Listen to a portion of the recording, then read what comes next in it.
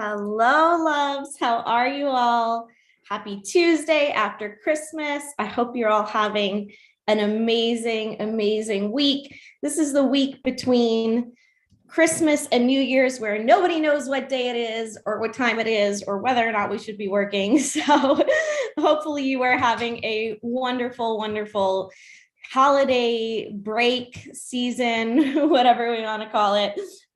Today, I am going to be talking about my experience this month with ketamine assisted psychotherapy, which is using the drug ketamine to reprogram your brain to treat treatment resistant depression. So I've been struggling in the last couple months with some worse depression than I'm used to in my day-to-day life and sort of resistant to going away, right? So I had increased some of my medication, and then my psychiatrist had recommended also trying ketamine.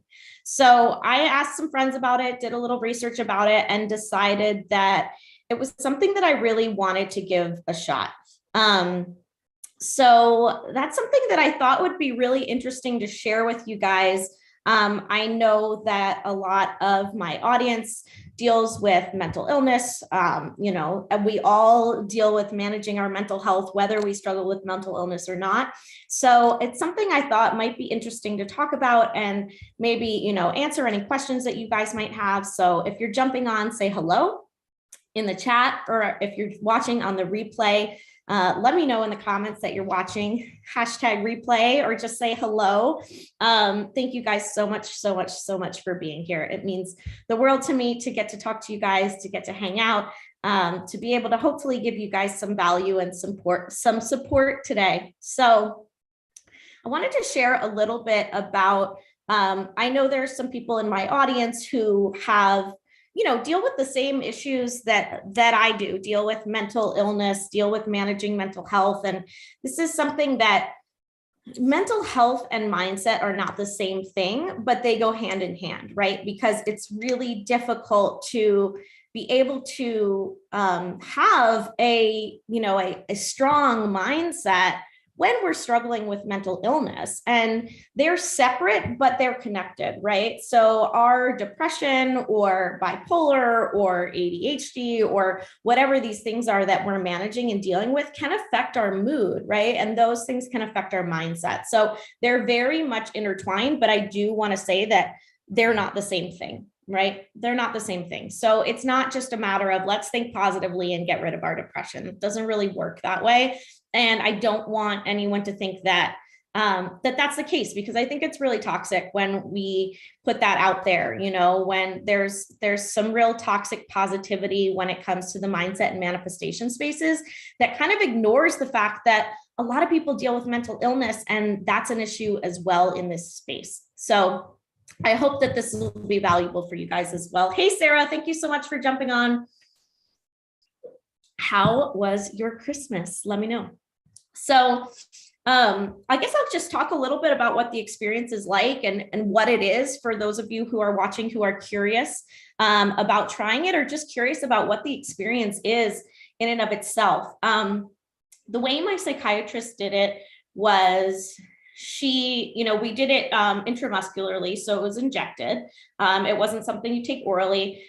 If you would take it orally, it would take a lot longer to take effect because of the digestion process and absorption process. So in order to do it in a psychiatrist appointment, which was a 2-hour appointment, we do it intramuscularly. So I know that other people do it differently. I know that there's different methods to take it, right? But that's how we did it. That's how she did it. So she injected it, and very shortly after that, it started to take effect. I put on a blindfold, right? Like a sleep mask, one of those ones where like you have space to open your eyes too if you need to. Oh, hi, Mom. Hey, thank you for jumping on. Sarah says we had a great Christmas. Oh, I'm so glad. That's awesome. So just talking a little bit about my experience. And so shortly after she injected it into my arm, it starts to take effect. I have a blindfold on. She put the music up. So like some very sort of like the kind of music they would play in a yoga class, you know, like something that's soothing, but somewhat moving, like instrumental. And that to me was a really big piece of it. Like having the music was really important. It really shaped a big part of my experience. Like being in whatever you want to call it, the drug, the trip, this experience, whatever you want to call it, being in it was it was trippy, right? It was very much like you're kind of out of your body. You don't feel your body, or for me, I don't want to generalize, but I didn't feel my body or feel in my body. I sort of was just this awareness and this being outside of it, and was outside of my thoughts, right? Like I didn't have the same repetitive thoughts over and over that I'm used to having, the negative thoughts, all of those things. I wasn't attached to any kind of human element at all. I was really just sort of this presence, this awareness, this thought process, whatever you want to call it. So the first experience was, it's hard because like the first experience, I don't really remember much of the trip. I remember coming out of it. I remember the part of being in it that I recall was seeing sort of shapes and hearing sounds and just sort of being, and it was like a break from being in my head, you know, a break from the depression, a break from the negative repetitive thoughts, those kinds of things. And then when I came out of it, like you come back to your body, and when you come back to your body, you start to kind of have these thoughts again, right? You start to, maybe not negative thoughts, but you start to have thoughts that you can hold on to, like, you know, and for me, I did. And one of the really clear thoughts I had was, I can't protect my child. And so I said that to my psychiatrist. I said, I can't protect my son, which is true, right? A lot of things are out of our control. We can't ultimately protect our children. And she said, well, how do you feel about that? And normally, if someone had said, you can't protect your son, how do you feel about that? I would feel, you know, like I would have been anxious. I would have been concerned. I would have been scared, or, you know, those kinds of things that come along with the thoughts of not being able to protect our children from injury, from death, from, you know, anything that can happen to a human, right? And she said, how do you feel about that? And I said, it just is. And that was sort of the beginning of my experience of my anxiety quelling, my anxiety going away. And that was the biggest thing that I took from the first experience, was that it really calmed my anxiety.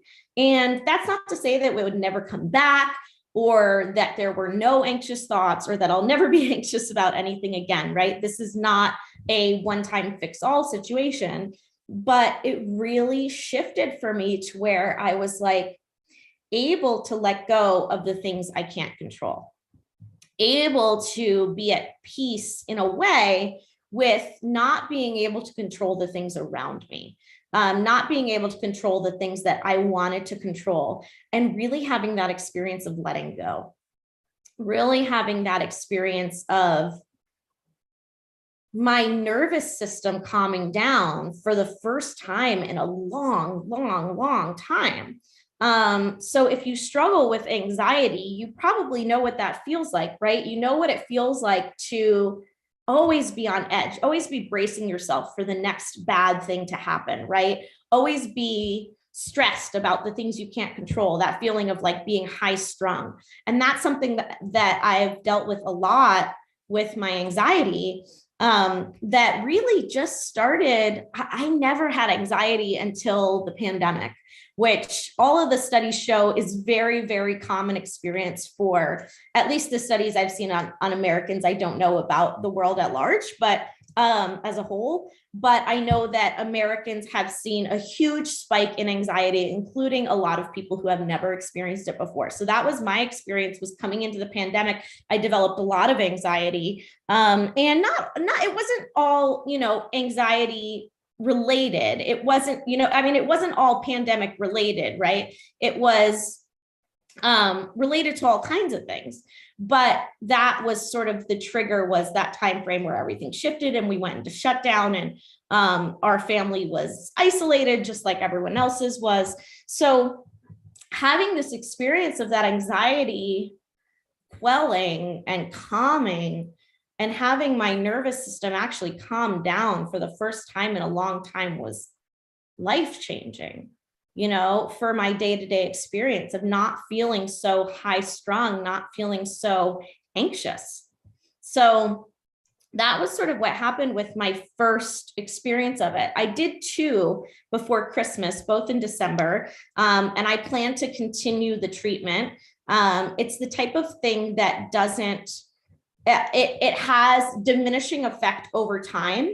So a lot of people do maintenance on it. So you'll do a series of them, 2, 4, 6, 8, whatever it is in the beginning, to really make some shifts for you, mental health wise. And then it's the type of thing that you can do, say, once a month, every 6 weeks, once a quarter, whatever it is, to keep your mental health in a good place. So the second experience that I had was a little bit different. I take one medication that actually inhibits the ketamine effects. And so the second time I had actually taken that medication 2 nights before, when I was supposed to skip it. It was just like a mistake. Like, I just took it like I normally did, and then forgot that I was supposed to skip it for 2 days ahead of time.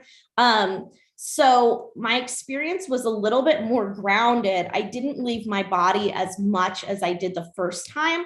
I was a little more aware of being in my body and of being in the room, but I still was able to have this outside awareness that wasn't what I would consider like my human awareness. My human awareness is very much in my mind, and this awareness was very much above. Like, looking at the world, looking at myself, looking at experiences from a new place that I had not experienced before, that I had not been able to access before. So this time, what really landed for me was the fact that the only real thing in the world are living beings, nature, and humans, right? Money isn't real. Buildings aren't real. Social constructs aren't real. None of these things are actually real. These things are all made up by humans, right? And so my experience was really this one of, all that matters and my impact gets to be connection, gets to be love, gets to be making a difference for people. And that money is just sort of this sidebar, right? That yes, money, building a business includes making a lot of money, and we all get to do that. But that when we lean into what our why is, when we lean into what we're really here for, the rest of it takes care of itself, because we get to make the impact and gain that fulfillment and make the difference that we're here to make. And that was really what landed with me over the course of that second treatment, was that connection and, impact are my purposes, not earning income, right? And that when I lead with service, when I lead with my passion for making a difference, then the income will take care of itself. So those were my 2 experiences, really, like kind of what landed the most from them. If you have other questions, drop them in the chat, or if you're watching on the replay, drop your questions in the comments. I would be happy to share about any of this experience at all. I think really shedding some light on the fact that this isn't some like backwoods psychedelic experience. Like, this is something that you can do in your psychiatrist's office with those, with guidance, in a safe place where if you're struggling to come out of depression, if you're struggling with anxiety, this is a treatment that can really make a difference. So even though I was a little nervous to share about it because I didn't know how people would react, or what people would think, what you guys would think, I think it's really important to shed light on these things that are behind the scenes that we're doing for our mental health, right? I don't want you guys to think that my mindset work is over. I'm done working on my mindset and my mental health, and that, now I'm teaching you to do it. Like, this is an ongoing practice for the rest of our lives of managing our mindset and our mental health. So hopefully this was valuable for you today. If it was, drop a 1 in the comments or the chat. Thank you so much, Sarah. You're the sweetest. I love you guys. Thank you for being here. I will see you all soon. I will be on next Tuesday. Thank you so much. Send me some love in the comments, like this, share it with a friend, share the link with a friend, hit that like button, subscribe, all the things. Love you all.